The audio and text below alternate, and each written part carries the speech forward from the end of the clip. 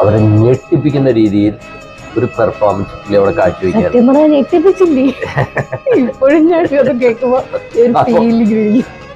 ഞെട്ടിപ്പിക്കല്ലേ വേണ്ടോ? ഞെട്ടിപ്പിക്കാൻ നമുക്കത് ബുദ്ധിമുട്ട്. നമ്മുടെ ഇരുവായിരിക്കില്ലേ, ഞാൻ ഞെട്ടിപ്പിക്കാൻ ശ്രമിച്ചു. അത് അന്ന് ഓഡിയൻസ് അത് കേട്ടിട്ട് ഞെട്ടി.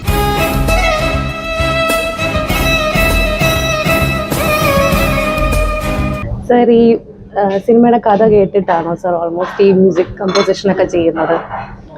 എന്താ സംശയം? കഥ കേൾക്കാൻ ഒരു പുതിയ സംവിധായകൻ വന്നിട്ടുണ്ട്. അവരെവിടെ പോയോ? ഞാൻ ഈ സമയത്ത് അവരോട് പറയാന്ന് വിചാരിച്ചതാ കഥ. അവരെന്റെ അടുത്ത് പറയാന്ന് വിചാരിച്ചതാ. അപ്പൊ അതുപോലെ തന്നെ സാർ പെട്ടെന്ന് ഇങ്ങനെ അൺഎക്സ്പെക്ടഡ് ആയിട്ട് എപ്പോഴെങ്കിലും ഇങ്ങനെ ഒരു മ്യൂസിക് വന്ന് അത് ഹിറ്റ് ആയിട്ടുണ്ട്, അൺഎക്സ്പെക്ടഡ് ആയിട്ട് ചെയ്ത ഒരു മ്യൂസിക്? അതൊക്കെ ആവുമല്ലോ, അതൊക്കെ ഉണ്ടായിട്ടുണ്ട്. അൺഎക്സ്പെക്ടഡ് എന്ന് വെച്ച് കഴിഞ്ഞാൽ നമ്മളെ, അതായത് എല്ലാം നമ്മൾ എക്സ്പെക്റ്റഡ് ആണ്. എന്താണ് നമ്മുടെ എക്സ്പെക്ടേഷൻ? എല്ലാം ഹിറ്റ് ആവണമെന്നാണ് നമ്മളത് പ്രതീക്ഷിച്ചിരിക്കുക. അപ്പൊ അധികവും അൺഎക്സ്പെക്റ്റഡ് ആയിട്ട് ഹിറ്റ് ആവാതെ പോകും. ഹിറ്റ് ആവുന്നതെല്ലാം നമ്മൾ എക്സ്പെക്ട് ചെയ്ത് തന്നെയാണ്. അൺഎക്സ്പെക്റ്റഡ് ആയിട്ട് ഹിറ്റ് ആവാതെ പോകുന്നുണ്ട്. സാറിന്റെ ഇത്രയും വർഷത്തെ ഒരുപാട് അടിപൊളി ഹിറ്റുകൾ, അതുപോലെ മനസ്സിന് കുളിർമ കിട്ടുന്ന സോങ്സ് ചെയ്തു. സാറിന്റെ ഇനി അപ്കമിങ് പ്രോജക്ട്സ് എങ്ങനെയാണ്? ഇനി വരുന്നത് തമിഴിലോട്ട് തന്നെയാണോ? കാരണം ഇപ്പൊ തമിഴാണല്ലോ സാർ ചെയ്തേക്കുന്നത്. ഇപ്പൊ ഞാൻ ചെയ്തുകൊണ്ടിരിക്കുന്നത് മലയാളമാണ്. ഞാനിപ്പോ മച്ചാന്റെ മാലാക എന്ന് പറഞ്ഞിട്ട് സൗബിൻ സാറിന്റെ ഒരു ബോബൻ സാമുവൽ ആബ മൂവീസിന് വേണ്ടിയിട്ട് ഒരു പടം, പാട്ടുകൾ 3 പാട്ടുണ്ട്. അപ്പൊ അതിന്റെ ബാക്ക്ഗ്രൗണ്ട് സ്കോർ അടുത്തുകൊണ്ടിരിക്കുന്നു. അതിന്റെ ഡബിങ് ഒക്കെ ഓൾമോസ്റ്റ് കഴിയാറായി. അത് അല്ല, ഇനി അങ്ങോട്ടൊരു ബോളിവുഡിലേക്കൊരു എൻട്രി? ബോളിവുഡ് ഞാൻ ഓൾറെഡി കുറെ ചെയ്തിട്ടുണ്ട്. 6-7 പടം ഞാൻ അതിലൊരു പടമേ പാട്ട് ചെയ്തിട്ടുള്ളൂ. പിന്നെയൊക്കെ ബാക്ക്ഗ്രൗണ്ട് സ്കോർ ചെയ്തിട്ടുണ്ട്. എന്നാലും ഇപ്പൊ ഒരു തമിഴ് ചെയ്തു, ഇനി ഒരു ഹിന്ദി അങ്ങനെ ചെയ്യാൻ ആഗ്രഹമുണ്ടോ? വളരെ ഈസി അല്ലേ? ഹിന്ദി പാട്ട് ചെയ്യാൻ ഭയങ്കര ഈസിയാണ്. കാരണം മലയാളത്തിന്റെ അത്രയും ബുദ്ധിമുട്ടില്ല അവരുടെ സംഗീതത്തിന്.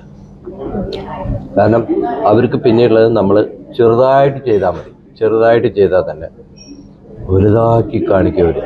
അതാണ് ഹിന്ദിയുടെ പ്രത്യേകത. നമ്മളിവിടെ വലുതാക്കി ചെയ്താലും ചെറുതായിട്ട് കാണിക്കും. നമ്മുടെ ബഡ്ജറ്റിന്റെ കുഴപ്പമാണ്. സാറിന് ഹിന്ദി അറിഞ്ഞുകൊണ്ട് അറിയാമോ സാറിന്? ശരിക്കും ഹിന്ദി കുറച്ചൊക്കെ അറിയാം. എനിക്ക് അത്ര വലിയ ഹിന്ദിയിൽ വലിയ പാഠിച്ചൊന്നുമില്ല. പക്ഷെ ഞാൻ എന്താ ചെയ്യാന്ന് വെച്ച് കഴിഞ്ഞാൽ, വളരെ ക്രൂഷ്യലായിട്ടുള്ള റെക്കോർഡിങ് ചെയ്യുമ്പോൾ എൻ്റെ നീസിനോട് ആരുടെയും ചോദിച്ചിട്ട് അതിൻ്റെ കറക്റ്റ് ചില പലതരത്തിലുള്ള കൊളോക്കിയൽ ഹിന്ദിയൊക്കെ വരും. അതിൻ്റെ അർത്ഥം അതിൻ്റെ അടിയിൽ ഇംഗ്ലീഷിൽ എഴുതിയിടും. അവർ പറയുന്നത് എന്താണെന്നുള്ളത് റീ റെക്കോർഡിങ് ചെയ്യുമ്പോൾ അത് വെച്ചിട്ട് ചെയ്യാം. കാരണം ഞാൻ ഡൽഹിയിലാണ് ജനിച്ചു വളർന്നത്. സോ എനിക്ക് ഹിന്ദി ഭയങ്കര ഇഷ്ടമാണ്. അപ്പൊ അതുകൊണ്ടാണ് ഞാൻ ചോദിച്ചത്. കാരണം നമ്മളൊക്കെ ഇപ്പോഴത്തെ ജനറേഷൻ എന്താ മ്യൂസിക്, ഇപ്പൊ സാറ് പറഞ്ഞില്ലേ, നമ്മുടെ സാറിന് പഴയ പാട്ടുകൾ, ഒരുപാട് പഴയ പാട്ടുകൾ ഇപ്പൊ റീമേക്ക് ചെയ്യുന്നുണ്ടല്ലോ. അപ്പൊ അതൊക്കെ എന്താണ്? കാരണം ഹിന്ദിയിൽ അങ്ങനെയാണ്, ഒരുപാട് പാട്ടുകൾ, പഴയ പാട്ടുകൾ ഇപ്പൊ റീമേക്ക് ചെയ്ത് ഇപ്പൊ ഇറക്കുന്നുണ്ട്. അപ്പം മലയാളത്തിൽ ഇപ്പൊ അതൊരു ട്രെൻഡായി മാറുകയാണ്. പഴയ പാട്ടുകൾ ഇപ്പൊ തന്നെ സാറിന് ദേവദൂതർ പാടിയൊക്കെ റീമേക്ക് ചെയ്തു. അത് പക്ഷെ അല്ലാതെ റീമേക്ക് എന്ന് പറയാൻ പറ്റൂല, കവർ ഇറക്കുന്നുണ്ട് പിള്ളേർ. അതുണ്ട്, ഇഷ്ടംമാതിരി ഉണ്ട്. എന്നാലും ഈ ഒരു സിനിമയെ തന്നെ ഇറക്കുന്നുണ്ടല്ലോ. അപ്പൊ അതിനെ കുറിച്ച് എന്താണ് അഭിപ്രായം? എൻ്റെ പാട്ടുകൾ അധികവും റീമേക്ക് ചെയ്യപ്പെട്ടത് ഇപ്പൊ ദേവദൂതർ റീപ്രൊഡ്യൂസ് എന്ന് പറയാം, അത് റീമേക്ക് എന്ന് പറയാൻ പറ്റില്ല. കുത്തും കോമയും വള്ളി അടക്കം അതിൽ അന്ന് ചെയ്ത സാധനം തന്നെയുള്ളൂ. അത് അന്ന് ചെയ്തപ്പോൾ ചെറിയ റെക്കോർഡിംഗ് സ്റ്റുഡിയോയിൽ ചെയ്തു. ഐ മീൻ ട്രാക്ക് കുറവുള്ളതിൽ 8 ട്രാക്ക്. ഇന്നത് 250-500 ട്രാക്കുള്ള സ്റ്റുഡിയോയിൽ സെയിം സാധനം ചെയ്തു. But they have done it nice. പിന്നെ വല്ലപ്പോഴൊക്കെ ചില പാട്ടുകൾ ഇപ്പോൾ മറ്റേ ഏതാണ് ജേക്കബിന്റെ സ്വർഗരായ എന്ന പടത്തില് ഉണ്ണികളെ ഒരു കഥ പറഞ്ഞു വെറുതെ ഒരു ഗിറ്റാർ വായിച്ചിട്ട് പാടി അൺപ്ലഗ്ഡ് ആയിട്ട് ചെയ്തു, അത്രേ ഉള്ളൂ. പിന്നെ അതിന് മുമ്പ് മറ്റേ പിച്ചപ്പൂവും കാവുകൾക്ക് ജിങ്ക് ചക്ക് ചാക്ക് ജിങ്ക് ചക്ക് എന്ന് പറഞ്ഞ പാട്ട് ഞാൻ രണ്ടാമത് റീക്രിയേറ്റ് ചെയ്തു. അത് വലിയ കോമഡിയാ. റീക്രിയേറ്റ് ചെയ്യാൻ നോക്കിയിട്ട് ഇതിന് പുതുമ വേണം. ഇത് എത്ര വർഷം, ഇത് 2000 എന്നല്ല, 1900 എപ്പോഴാ വന്നേ മറ്റേ ഈ പടം നമ്പർ 20 മദ്രാസ് മൈൽ, എത്രയോ വർഷം മുമ്പ്, വളരെ വർഷങ്ങൾക്ക് മുമ്പ് വന്നു. ഇപ്പം അത് ലേറ്റസ്റ്റ് ആയിട്ട് ഒരു പടത്തിൽ യൂസ് ചെയ്യുമ്പോൾ അതിൻ്റെ ആൾക്കാർ അതിനെ മോഡേണൈസ് ചെയ്യാൻ നോക്കി. ഇവരെത്ര മോഡേണൈസ് ചെയ്താലും അന്ന് ചെയ്ത സാധനമാണ് ഇതിനേക്കാൾ മോഡേൺ. ഇവര് ട്രൈ ഇറ്റ് ലെവൽ ബെസ്റ്റ്. എൻ്റെ അടുത്ത് വന്നിട്ട് ഞാൻ പ്രോഗ്രാം ചെയ്യുന്ന സാറ് എന്ത് പണിയാണ്, ഞങ്ങളിത് പ്രോഗ്രാം ചെയ്യുമ്പോൾ പഴയതാവണം. Finally they did the same thing. അതിൻ്റെ ഉള്ളിൽ ഒരു റാപ്പ് എന്തോ ഒന്ന് കൂട്ടിച്ചേർത്തു. ഒരു എന്തെങ്കിലും ഒരു സംതൃപ്തിക്ക് വേണ്ടി എന്തെങ്കിലും ചെയ്യണല്ലോ, അതാണ്.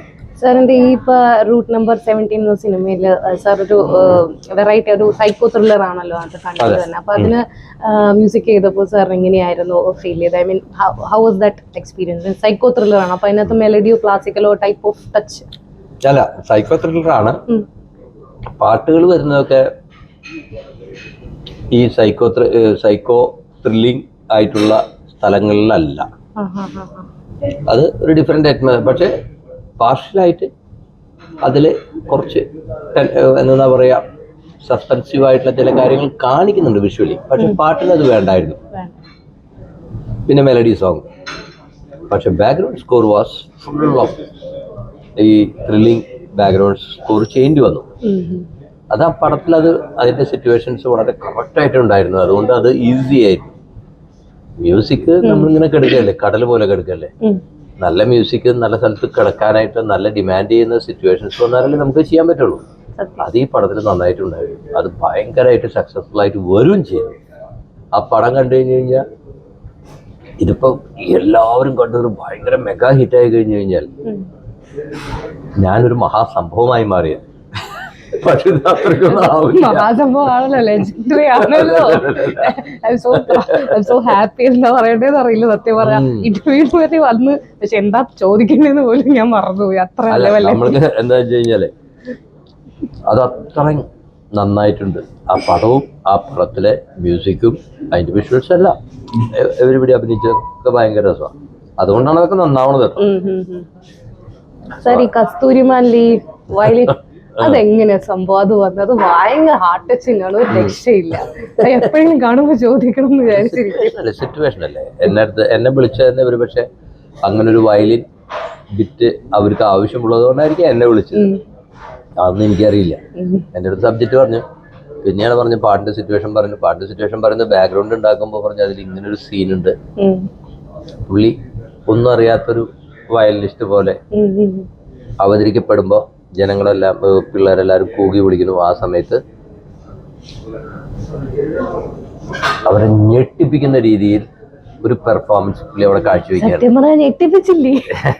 ഇപ്പോഴും ഞാൻ അത് കേൾക്കുമ്പോ ഞെട്ടിപ്പിക്കല്ലേ വേണ്ടോ? കാരണം അതിനു മുമ്പ് നമ്മൾ വെറുതെ ഒരു എന്താ പറയാ നഴ്സറി നൈം പോലെ ഒരു ബിറ്റ് വായിച്ച് കാണിക്കുന്നുണ്ട്. അപ്പൊ ആൾക്കാർ പോവും. പിന്നെ ഞെട്ടിപ്പിക്കാൻ നമുക്കത് ബുദ്ധിമുട്ട്. നമ്മുടെ കയ്യിൽ വായിലിരിക്കില്ലേ. ഞാൻ ഞെട്ടിപ്പിക്കാൻ ശ്രമിച്ചു. അത് അന്ന് ഓഡിയൻസ് അത് കേട്ടിട്ട് ഞെട്ടി. ഇപ്പോഴും ആൾക്കാരത് ഞെട്ടുന്നുണ്ട്. സന്തോഷം. മലയാള സിനിമയിലെ ഇപ്പൊ ഈ പാട്ടിന്റെ സ്വാധീനം കുറയുന്നുണ്ടെന്ന് ഒരു ഫീൽ ഉണ്ട്. അതിനെ കുറിച്ച് എന്താ ഒരു അഭിപ്രായം? പാട്ടിന്റെ സ്വാധീനം കുറയണമെന്നില്ല. അതെന്താണെന്നറിയോ, നമ്മൾ വിചാരിക്കുന്ന പാട്ടല്ല, പണ്ടത്തെ കോൺസെപ്റ്റ് അല്ല. പാട്ടൊക്കെ ബാക്ക്ഗ്രൗണ്ടിന്റെ ഒരു ഭാഗമായിട്ട് വരികയാണ്. പാട്ടിടയ്ക്ക് വരും, പോകും. ഹീറോ ഹീറോയിൻ ഒന്നിച്ചിരുന്ന് മരത്തിന്റെ ചുവട്ടിൽ ഇരുന്ന് പാടി നടക്കണില്ല. ഓരോ ഇൻസിഡന്റിന്റെ മേലെയാണ് പാട്ട് വരിക. പാട്ട് ചിലപ്പോൾ ഡയലോഗിന്റെ കൂടെ വരും, സൗണ്ട് എഫക്ട്സിന്റെ കൂടെ വരും, ഫൈറ്റിന്റെ ഇടയിൽ കൂടെ വരും. അങ്ങനെ പല കാരണങ്ങൾക്ക് പാട്ട് വരുന്നു. അത് ഫുൾ സോങ് ഉണ്ടാവില്ല, വന്നു പോകും. അപ്പോൾ ടോട്ടലി ഒരു പടത്തിന് വേണ്ടുന്ന മ്യൂസിക്കിന്റെ ഭാഗമായിട്ടാണ് പാട്ട് വരുന്നത്. അല്ലാണ്ട് ഒരു സ്ഥിരം ഹീറോ ഹീറോയിൻ രണ്ടുപേരും ഇങ്ങോട്ട് നോക്കി ഇഷ്ടപ്പെട്ടു ഉടനെ ഒരു ഡുവറ്റ്, ആ ഒരു കോൺസെപ്റ്റ് കുറഞ്ഞു. പണ്ടത്തെ ആ ഒരു ഫീലും പണ്ടത്തെ ആ ഒരു മേക്കിംഗ് ഓഫ് മൂവീസും ഒക്കെ മാറിയല്ലോ. ഇപ്പൊ ഒരുപാട് ചേഞ്ചസ് വന്നിട്ടുണ്ട്. സോ ആസ് അപ്പൊ ഈ ഒരു സിനിമ എല്ലാവരും എല്ലാ പ്രേക്ഷകരോട് എന്താണ് സാറിന് പറയാനുള്ളത്? സാർ ഓൾ ഇൻ ഓൾ ആയിട്ട് നിന്നതല്ലേ? എനിക്ക് പ്രേക്ഷകരോട് ഈ സിനിമയെ കുറിച്ച് പറയാനുള്ളത് ഒന്നും മാത്രമേ ഒന്നല്ല, ഒരു 100 കാര്യങ്ങൾ പറയാനുണ്ട്. ഈ 100 കാര്യങ്ങളും ഒന്നാണ്. 1 പറഞ്ഞാലും 2 പറഞ്ഞാലും 3 പറഞ്ഞാലും 4 പറഞ്ഞാലും 100 എണ്ണുമ്പോഴും ഞാൻ പറയുന്നത് ദയവ് ചെയ്ത് തിയേറ്ററിൽ പോയിട്ട് പടം കാണുക. എന്നിട്ട് എന്തെങ്കിലും കുഴപ്പം പറ്റിയാ നിങ്ങൾ എന്നെ വിളിച്ചോ, നിങ്ങൾ എന്നോട് എന്ത് പറഞ്ഞാലും ഞാൻ സ്വീകരിക്കാം. അത്രയും നല്ല പടമാണ് എന്ന് എനിക്ക് ഉറപ്പ് തരാൻ പറ്റും. That's it. Thank you so much. Okay. ചെലവഴിച്ചതിന് ഒരുപാട് സന്തോഷം. So happy and blessed. Okay, God bless you. എന്റെ ഹസ്ബൻഡ് പ്ലേബാക്ക് സിംഗർ ആണ്. സജിൻ ജയരാജ് എന്നാണ് പേര്. ജാസി ഗിഫ്റ്റിന്റെ ബാൻഡിലാണ് വർക്ക് ചെയ്യുന്നത്. സ്വന്തമായിട്ട് റെക്കോർഡിംഗ് സ്റ്റുഡിയോ ഒക്കെ ഉണ്ട്. അദ്ദേഹത്തിന്റെ അച്ഛനും മ്യൂസിക് ഇങ്ങനെ ചെയ്യുന്നുണ്ട്. നമ്മുടെ പണ്ടത്തെ മാട്ടുപ്പെട്ടി മച്ചാനില്ലേ, മിസ്റ്റർ തങ്കരാജ് എന്നാണ് പേര് സാറിന്റെ. എന്റെ കൊച്ചച്ഛനാണ്, ഹസ്ബൻഡിന്റെ കൊച്ചച്ഛനാണ്. അപ്പൊ വലിയൊരു ആഗ്രഹമാണ് എന്റെ ഹസ്ബൻഡ് പ്രത്യേകിച്ചും പറഞ്ഞിരുന്നു സാറിനെ കാണുമ്പോൾ പറയണം എന്ന്. So blessed. Thank you so much sir. Okay, God bless you. Thank you so much. സമയമില്ലാണ്ടായി. അത് കുഴപ്പമില്ല.